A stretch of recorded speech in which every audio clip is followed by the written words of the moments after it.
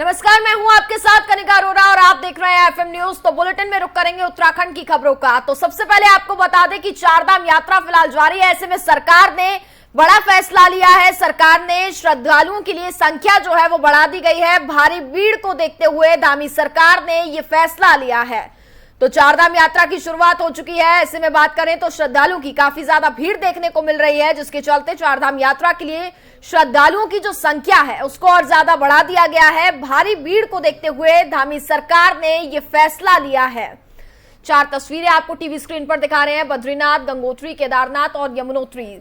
साफ तौर पर तस्वीरों में आप देख सकते हैं कि श्रद्धालुओं की काफी ज्यादा भीड़ देखने को मिल रही है। श्रद्धालुओं में काफी ज्यादा खुशी है क्योंकि काफी लंबे समय बाद चारधाम यात्रा की शुरुआत हुई है। ऐसे में सभी लोग यात्रा करने के लिए बेताब भी हैं और काफी ज्यादा भारी तादाद में श्रद्धालु वहां दर्शन करने के लिए भी पहुंच रहे हैं। तो चारधाम के लिए श्रद्धालुओं की संख्या जो है उसको बढ़ा दिया गया है।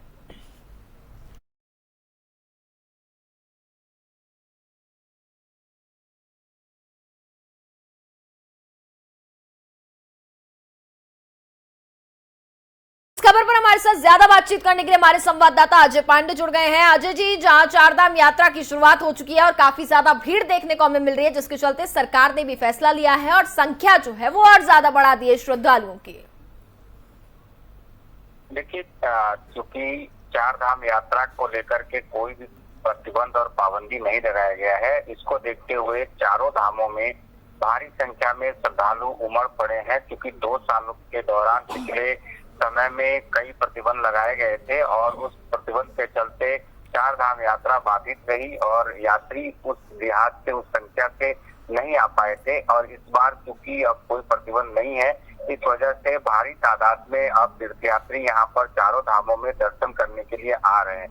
ऐसे में प्रदेश सरकार ने ये तय किया है कि यात्रा के सीजन के पहले 45 दिनों के लिए अब तीर्थयात्रियों की संख्या निश्चित कर दी जा रही है। क्योंकि पहले भी इसी तरह से संख्या निश्चित की गई थी, लेकिन मुख्यमंत्री पुष्कर सिंह धामी ने ये कहा था कि जो तीर्थयात्री यहाँ पर आ रहे हैं, चारों धामों में दर्शन करना चाहते हैं, उनके लिए कोई प्रतिबंध न रहे और उनको सारी सुविधा मुहैया कराई जाए और उनको यात्रा करने के लिए यात्रा करने दिया जाए, दर्शन करने दिया जाए। लेकिन चूंकि चारों धामों में मंदिरों की कैपेसिटी से भी ज्यादा तीर्थयात्री यहाँ पर पहुंच रहे हैं और तमाम तरह की दिक्कतें भी देखने को मिल रही हैं। जो सुविधाएं उन तीर्थयात्रियों को मुहैया कराई जानी चाहिए थी, वो सुविधाएं वहाँ पर मुहैया नहीं हो पा रही है। तो ऐसे में तीर्थयात्रियों की संख्या निश्चित कर दी गई है और पिछला जो शासनादेश जारी किया गया था, उसी शासनादेश के तहत हालांकि चारों धामों में हर धाम में 1,000 तीर्थयात्रियों की प्रतिदिन संख्या बढ़ा दी गई है। जैसे पहले बद्रीनाथ धाम में एक दिन में दर्शन करने के लिए 15,000 तीर्थयात्रियों का आंकड़ा तय किया गया था, लेकिन अब उसमें 1,000 और बढ़ा दिया गया है। यानी कि बद्रीनाथ धाम में अब एक दिन में 16,000 तीर्थयात्री दर्शन कर सकते हैं और वहां पर दर्शन के लिए जो समय सीमा है उसको भी बढ़ाया गया है। इसी तरह से केदारनाथ धाम में पहले 12,000 तीर्थयात्रियों की संख्या निश्चित की गई थी, अब वहां पर 13,000 तीर्थयात्री एक दिन में दर्शन कर सकते हैं। गंगोत्री में 7,000 तीर्थयात्री एक दिन में दर्शन कर सकते हैं और यमुनोत्री धाम में 5,000 तीर्थयात्री एक दिन में दर्शन कर सकते हैं।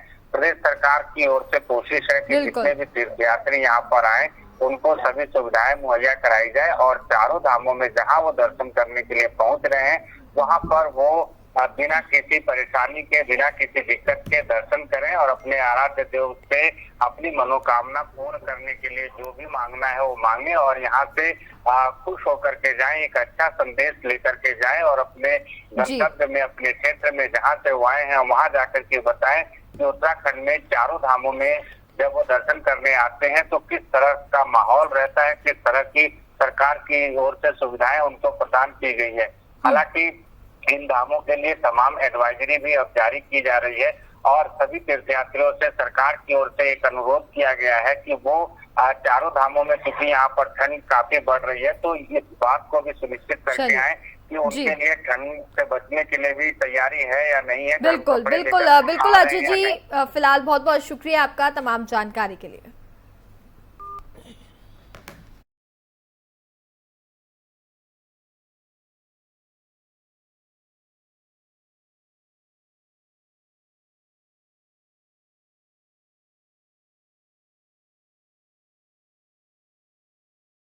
तो अगली खबर का रुख करते हैं। उत्तराखंड में चारधाम यात्रा पर आने वाले श्रद्धालुओं की भीड़ उमड़ रही है। भारी भीड़ को देखते हुए प्रत्येक धाम में प्रतिदिन दर्शन के लिए पूर्व निर्धारित अधिकतम और साथ ही संख्या में 1000 की बढ़ोतरी भी की गई है। फिलहाल ये व्यवस्था यात्रा सीजन के शुरुआती 45 दिनों के लिए की गई है।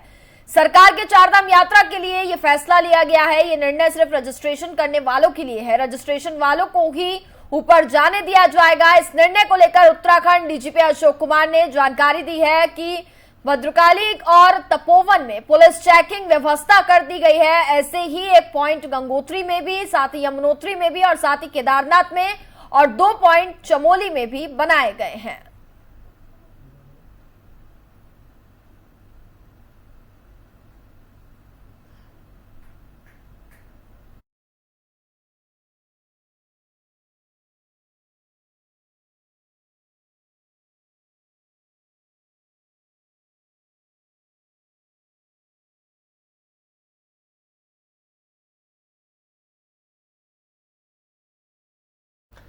चारधाम यात्रा पर आने वाले तीर्थ यात्रियों से अपील की गई है। बद्रीनाथ केदारनाथ मंदिर समिति के अध्यक्ष अजेंद्र अजय ने यह अपील की है। व्यवस्थित तरीके से चारधाम यात्रा पर आए तीर्थयात्री बिना रजिस्ट्रेशन तीर्थ यात्रियों पर रोक भी लगाई जाएगी।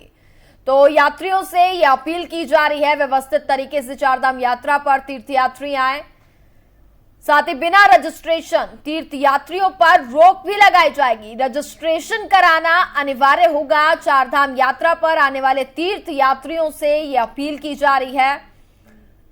बद्रीनाथ केदारनाथ मंदिर समिति के अध्यक्ष अजेंद्र अजय ने यह अपील की है। व्यवस्थित तरीके से चारधाम यात्रा पर तीर्थयात्री आए और साथ ही बिना रजिस्ट्रेशन के जो भी यात्री आएगा उसको इजाजत नहीं दी जाएगी। तो रजिस्ट्रेशन कराना बेहद अनिवार्य है।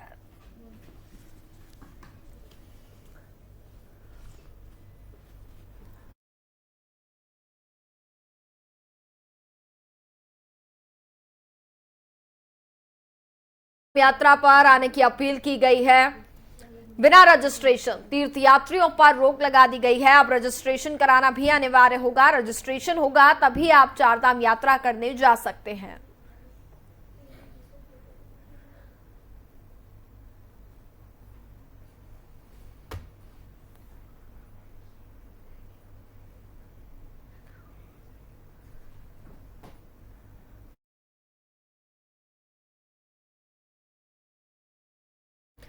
चंपावत उपचुनाव में कांग्रेस के उम्मीदवार बनाए गए निर्मला गैतोड़ी आज बुधवार को नामांकन दाखिल किया है। प्रदेश कांग्रेस अध्यक्ष करण मेहरा सहित कांग्रेस कार्यकर्ता इस दौरान मौजूद रहे। चंपावत विधानसभा उपचुनाव के लिए नामांकन का आखिरी दिन है आज। अब उपचुनाव को लेकर के प्रचार की जंग छिड़ेगी। भाजपा और कांग्रेस ने अपने स्टार प्रचारकों की सूची जारी कर दी है। जल्द केंद्र और प्रदेश के सियासी दिग्गज प्रचार में उतरेंगे। वहीं निर्मला गैतोड़ी से पहले मंगलवार को सपा प्रत्याशी मनोज भट्ट ने नामांकन भी कर चुके हैं।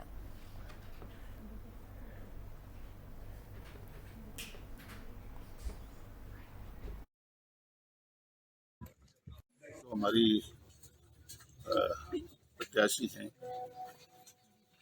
और योग्य हैं, सुलझी भी हैं और उनके अंदर काबिलियत भी है और 10 साल तक लगातार जिला कांग्रेस कमेटी की अध्यक्ष रही हैं। एक जाना पहचाना नाम है। निर्मला जी को मैं समझता हूँ चंपावत ही नहीं, आसपास के जनपदों में भी इनकी एक पहचान है, नाम है। और जहाँ तक आपने कहा कि मुख्यमंत्री मैदान में है, ये निर्णय चंपावत की महान जनता ने करना है। मेरा मानना है कि जिस तरह से भारतीय जनता पार्टी डरी हुई है, घबराई हुई है, सरकारी मशीनरी का दुरुपयोग दिख रहा है, यहाँ के जिलाधिकारी का तबादला किया जाता है, यहाँ के विवादास्पद उप जिलाधिकारी की यहाँ तैनाती होती है, अन्य अधिकारियों का यहाँ पर उनको भी यहाँ पर ट्रांसफ़र किया जाता है। तो इस बात का संकेत है कि भारतीय जनता पार्टी बौखला गई है, डर गई है और ये यहाँ की स्थानीय हैं। और जो लोग आ रहे हैं यहाँ चुनाव मैदान में, माननीय मुख्यमंत्री चुनाव में है, खटीमा में उनकी बुरी तरह पराजय हुई है। आखिरकार क्यों हार हुई? और यहाँ पर इस चुनाव में अगर वो आ रहे हैं तो खटीमा की जनता भी यहाँ हिसाब करने के लिए जरूर आएगी, ऐसा मेरा मानना है। कांग्रेस के लिए कठिनाई नहीं है। एक तो सशक्त महिला है, जैसा आपने भी कहा, मेरी इंस्ट्रक्टर रही हैं मैं मनरेगा की, और पुरानी यहाँ की जिलाध्यक्ष भी रही हैं, और सरकार जब थी तो वो राज्य मंत्री भी रही है। रही बात मुख्यमंत्री की मजबूती की, बगल में भी मुख्यमंत्री जी 10 साल तक विधायक रहे, और मुख्यमंत्री रहते हुए हमारे छोटे भाई भुवन कापड़ी ने उनको हराने का काम किया है। और बीजेपी की हालत खराब है। मनोज तिवारी जी से हारे हुए व्यक्ति को यहाँ उन्होंने प्रभारी बनाया, हमने मनोज तिवारी जी को प्रभारी बनाया है। और जनता जो है बिल्कुल बहकावे में आने वाली नहीं है, क्योंकि बीजेपी का ट्रेंड है, वो 4 महीने में, 3 महीने में, 2 साल में मुख्यमंत्री बदलती रहे, तो ये मुख्यमंत्री जी कब जाएंगे पता नहीं है। इसलिए जनता अपने बीच में रहने वाली ऐसी महिला को वोट देगी जो उनके दुख में, सुख में, हर चीज में खड़ी रही हैं। और निर्मला जी को तो बहुत टाइम हो गया, अपनी पूरा जीवन उन्होंने यहाँ चंपावत को दिया है। तो चंपावत की जनता को तय करना है कि उन्होंने अपने घर की बेटी को चुनाव जिताना है या बाहर से आए हुए व्यक्ति को चुनाव जिताना है। और जो लोग गए हैं पार्टी छोड़ के, वो उनको मैं चूहों की संज्ञा देता हूँ। जब जहाज डूबता है, कैप्टन जहाज के संग रहता है, जहाज जब हिल रहा होता है, लेकिन चूहे उसको सबसे पहले छोड़ के भागते हैं। तो चूहे जो अभी अनाज के लालच में, किसी लालच में गए, आने वाले समय में उनका जीवन जो है वो कठिन होने वाला है। तो हमारी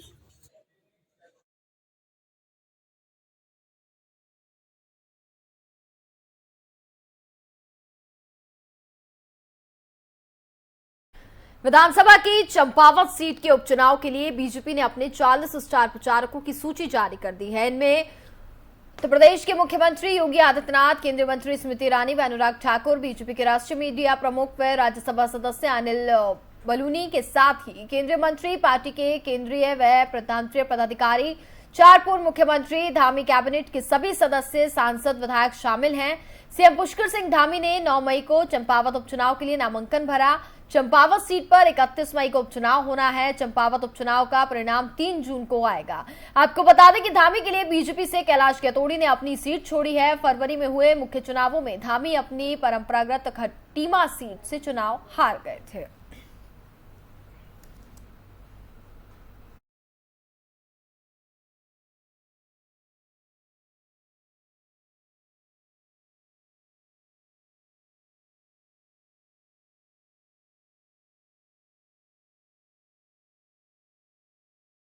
खबरों में आगे बढ़ते हैं। धामी 2.0 की दूसरी बैठक है। 12 मई को मंत्रिमंडल की बैठक होगी। चारधाम यात्रा व्यवस्था पर फैसला हो सकता है।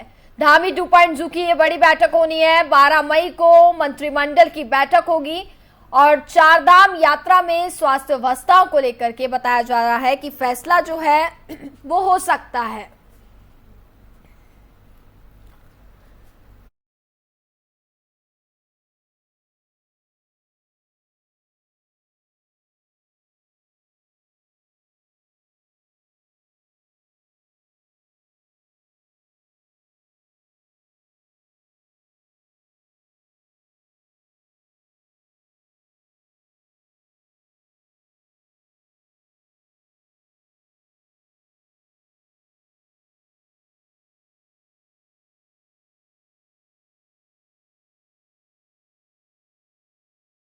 व्यवस्था को लेकर के फैसला हो सकता है। धामी 2.0 की ये दूसरी बैठक होने जा रही है और बैठक में बताया जा रहा है कि कई महत्वपूर्ण फैसले हो सकते हैं।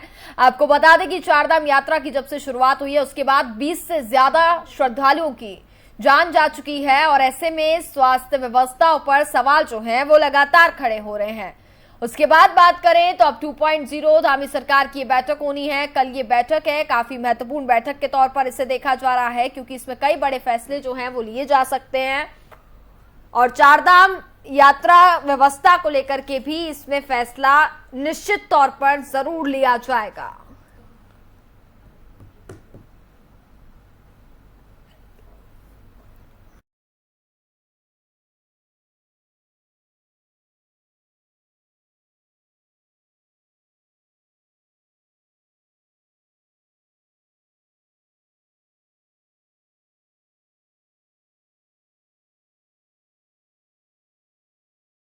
बारह मई को ये बैठक होनी है। धामी सरकार की बैठक होनी है और इस बैठक में ये 2.0 की दूसरी बैठक होने जा रही है। धामी 2.0 की और इस बैठक में कई महत्वपूर्ण फैसले जो हैं वो लिए जाएंगे। चारधाम यात्रा की व्यवस्था को काफी ज्यादा महत्वता इसमें दी जाएगी, क्योंकि पिछले कुछ दिनों में अगर हम बात करें तो इन 6 से 7 दिनों के अंदर 20 से ज्यादा श्रद्धालुओं की जान चली गई है। इसमें काफी ज्यादा लोग जो बता रहे हैं वो बीमार और बुजुर्ग बताए जा रहे हैं। तो स्वास्थ्य व्यवस्थाओं पर भी कहीं ना कहीं सवाल खड़े हो रहे हैं, जिस वजह से ये बैठक भी आयोजित हो रही है और बैठक में कई महत्वपूर्ण फैसले होंगे। और चारधाम यात्रा को लेकर बात करें तो जरूर फैसला होगा।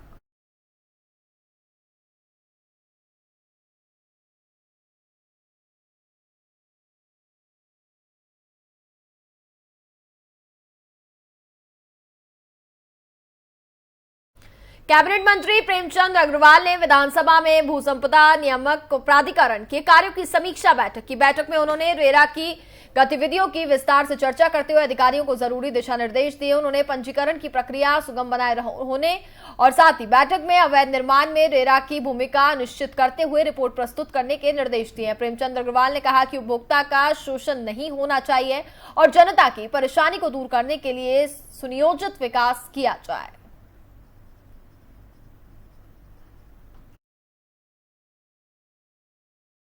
ये रेरा जो हमारा भू संपदा नियामक प्राधिकरण जिसे बोलते हैं, उसकी आज मैंने बैठक ली और जिसमें जो रेरा में पंजीकरण कराने की व्यवस्था है 30 दिन की है। तो आज ये जानकारी ली कितने रजिस्ट्रेशन अभी तक हमारे पेंडिंग हैं, किन कारणों से पेंडिंग है, क्या उनके लिए आपने आपत्ति लगाई और जो प्रावधान 30 दिन का है तो उसमें कितने केस हमने फाइनल किए। और निश्चित रूप से इसी प्रकार से जो हमारा रियल एस्टेट एजेंट्स हैं उनका रजिस्ट्रेशन भी इसमें प्रावधान है, लेकिन उनका टाइम लिमिट नहीं है। तो आज मैंने कहा है कि क्या पहले होता रहा मुझे नहीं पता, लेकिन एजेंट्स के लिए भी एक नियम बनाए ताकि उनका भी टाइम लिमिट करें कि 30 दिन के अंदर उनका भी रजिस्ट्रेशन हो। पता चला किन्हीं कारणों से उनको लंबा खींचते रहे और वो लंबा होने के कारण उनका भी नुकसान हो और हमारा रेवेन्यू को भी नुकसान हो। तो ये इस प्रकार की जो परंपरा चली आ रही है उसको अब वो नहीं चलेगा। तो ये मैंने उनसे कहा है। साथ में मैंने कहा है कि जो हमारी आपत्तियां हैं, आपत्तियां यदि नहीं हो, आपत्तियां जो लगाई हैं रजिस्ट्रेशन में और उसके बाद आपत्ति आने के बाद फिर क्या हम 30 दिन के अलावा उनको समय दे रहे हैं क्या? और यदि जिनके ऊपर आपत्ति नहीं है रजिस्ट्रेशन के लिए आपने टाइम जो 30 दिन का दिया उसमें वो रजिस्ट्रेशन हो पाए कि नहीं हो पाए। कुछ जानकारी ऐसी आ रही थी कि रजिस्ट्रेशन उस नाते नहीं हो पाए जबकि उन पर कोई आपत्ति नहीं लगी। तो डीम रजिस्ट्रेशन का इसमें प्रावधान है और यदि कोई आपत्ति नहीं है तो जो हमारा प्रोमोटर्स है उसको ऑटोमेटिकली जो है उसका रजिस्ट्रेशन हो जाता है। तो यानी कि उसके सामने वो वाली दिक्कत नहीं है कि उसके रजिस्ट्रेशन नहीं हुआ। इसके साथ साथ जो हमारे यहाँ रेरा में अभी तक मैं महसूस कर रहा था कि कुछ ऐसे बिल्डिंग्स बनी हैं कि जो एमडीडीए से अप्रूव्ड है लेकिन यहाँ रेरा में उनका रजिस्ट्रेशन नहीं हुआ। तो कोशिश करेंगे एमडीडीए और रेरा के सामंजस्य बिठाने की ताकि रेवेन्यू बढ़े और आपसी सामंजस्य यदि बनेगा तो आने वाले टाइम पे जो हमारे हितधारक हैं उनका भी कहीं नुकसान ना हो और हमारा जो रेरा से जो रजिस्ट्रेशन होना है उससे हमारे रजिस्ट्रेशन से हमारे रेवेन्यू का भी लाभ हो। इसके साथ साथ हमारे बहुत से जो हमारे लोग हैं जो ना एमडीडीए से अप्रूव्ड कराने नक्शा, फिर रेरा से तो उनका कोई विषय नहीं बना, तो ऐसी भी शिकायतें आ रही थी। तो उस पर रेरा जो हमारा भू संपदा में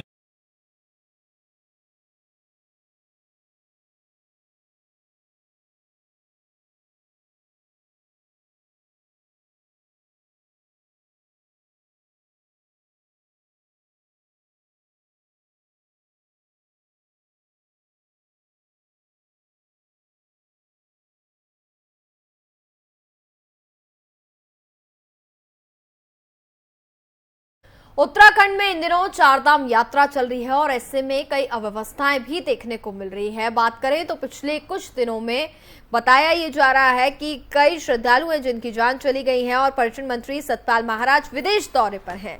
चारधाम यात्रा के दौरान पर्यटन मंत्री के विदेश में होने पर पूर्व नेता प्रतिपक्ष प्रीतम सिंह ने पर्यटन मंत्री सतपाल महाराज पर तंज कसा है।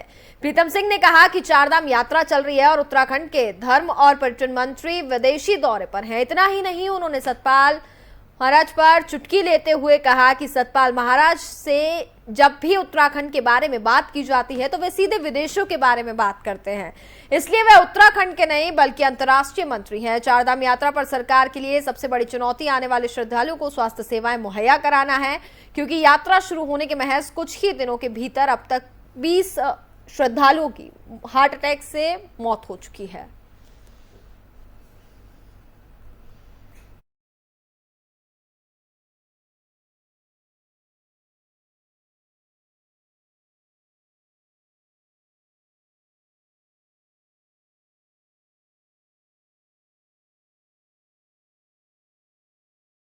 यात्रा उत्तराखंड में जहां जारी है और ऐसे में बात करें तो उत्तराखंड पर्यटन मंत्री जो हैं वो विदेश दौरे पर हैं, जिसको लेकर के विपक्ष जो है वो निशाना साध रहा है। चूंकि बात करें तो पिछले कुछ दिनों में जब से यात्रा की शुरुआत हुई है 20 से ज्यादा श्रद्धालुओं की जान चली गई है। बताया जा रहा है कि कई अव्यवस्थाएं हैं जिसके चलते ऐसा हुआ है, क्योंकि ज्यादातर लोग इसमें बताएं तो बीमार और बुजुर्ग लोग इसमें शामिल बताए जा रहे हैं।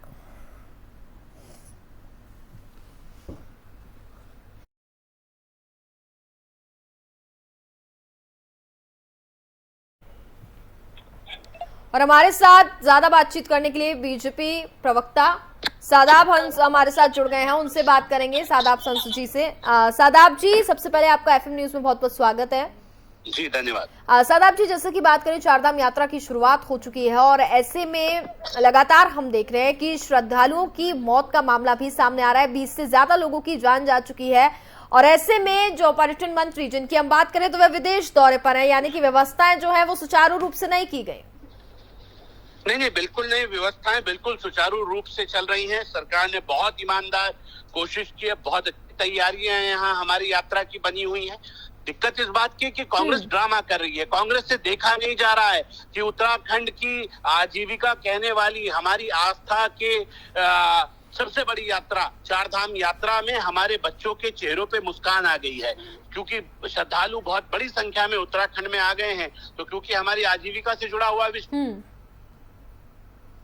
तो हमारे लोगों के तमाम होटल, हमारे लोगों के और उनके बच्चों के चेहरे पे मुस्कुराहट आ गई है, तो कांग्रेस से बर्दाश्त नहीं हो रहा। अब एक बात बताइए, चारधाम यात्रा में एक दिक्कत आ रही है, जो कह रहे हैं कि 22 लोगों की मृत्यु हो गई, वो एजेड लोग जो पोस्ट कोविड जिनको हो चुका है, वहां ये दिक्कतें रहती हैं कि पहाड़ में आप जाते हैं, जिन लोगों को एक्सपीरियंस नहीं होता, सरकार ने एडवाइजरी जारी कर दी है कि आप प्यासे ना चलें, आप भूखे ना चलें, क्योंकि भूख प्यास से दिक्कत आ रही है। जिनको हाई बीपी की शिकायत है वो यात्रा में ना आए, लेकिन आस्था है, लोग नहीं मानते हैं, उसके बावजूद आ जाते हैं, मेडिकल चेकअप करा के आ रहे हैं। कुछ लोगों को सांस की दिक्कत है, कुछ को हाई बीपी है, तो उसके लिए हमने एडवाइजरी जारी की है, बताया है कि नहीं आए, हम तमाम टेस्ट भी कर रहे हैं। और उसके बावजूद भी हम ये कह रहे हैं कि जहां लाखों की संख्या में लोग आ रहे हैं वहां पर इस तरह की मिस हैपनिंग ऐसा नहीं है कि पहली बार हुई है, इससे पहले भी लोगों की तबीयत खराब हो जाती है, सामान्य व्यक्ति की हो जाती है, वहां ऑक्सीजन कम है पहाड़ में। लेकिन जिस तरह से षड्यंत्र बदनाम करने की कोशिश यात्रा को और उत्तराखंड को कांग्रेस कर रही है, इसके लिए उत्तराखंड किसी कीमत पर इन कांग्रेस के नेताओं को माफ नहीं करेगा। सर, वैसे अगर बात करें तो स्वास्थ्य व्यवस्था क्या कुछ है, क्योंकि 20 लोगों से ज्यादा की सर जान चली गई है, ऐसे में सवाल तो खड़ा होना लाजमी है, लेकिन व्यवस्थाएं क्या है सरकार की? देखिए, हमने रुद्रप्रयाग, चमोली, उत्तरकाशी तीनों जिले के अस्पतालों को रेड अलर्ट मोड पे डाल दिया है और हमने कहा है कि अधिकारी चारधाम से संबंधित जिलों के डीएम, पुलिस कप्तान, सीएमओ के साथ बैठक कर यात्रा की समीक्षा भी हो चुकी है, नई एडवाइजरी भी जारी हो चुकी है। और हमने कहा है तभी सभी यात्रियों को हम कह रहे हैं कि 104 पे जरा सा आप अनईजी फील करें तो 10 पे फोन कीजिए, 108 जीवन दायिनी आपके पास तुरंत पहुंच जाएगी। और उसके लिए हमने तमाम ऊपर जो स्वास्थ्य की अपनी जरूरतें हैं वो सबको सरकार ने बड़ी मुस्तैदी के साथ पूरा किया। माननीय मुख्यमंत्री स्वयं बहुत बारीक निगाह इसके ऊपर बनाए हुए बैठे हैं। लेकिन हम ये कह रहे हैं किसी को सर दर्द हो, किसी को चक्कर आए, घबराहट हो, दिल की धड़कन तेज होने लगे, उल्टी हो रही हो या पाँव के होंठ नीले पड़ रहे हो आपके, हम कह रहे हैं तुरंत आप हमारे यहाँ संपर्क करें, 104 डायल करें। तो अब यही सरकार कर सकती है। अगर चलिए। हाई एल्टीट्यूड पे जहाँ पे ऑक्सीजन की मात्रा कम है वहाँ कोई बीमार जाएगा जिसको ऑलरेडी ठीक है। पहले से हृदय रोग की दिक्कत है,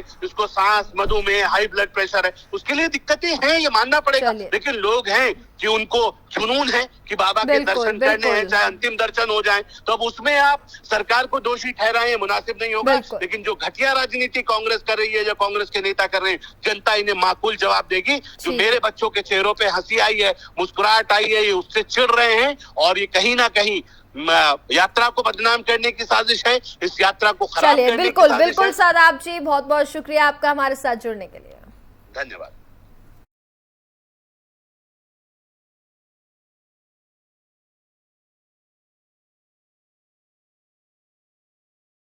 और इसी के साथ फिलहाल इस बुलेटिन में बस इतना ही। देखते रहिए एफएम न्यूज। नमस्कार।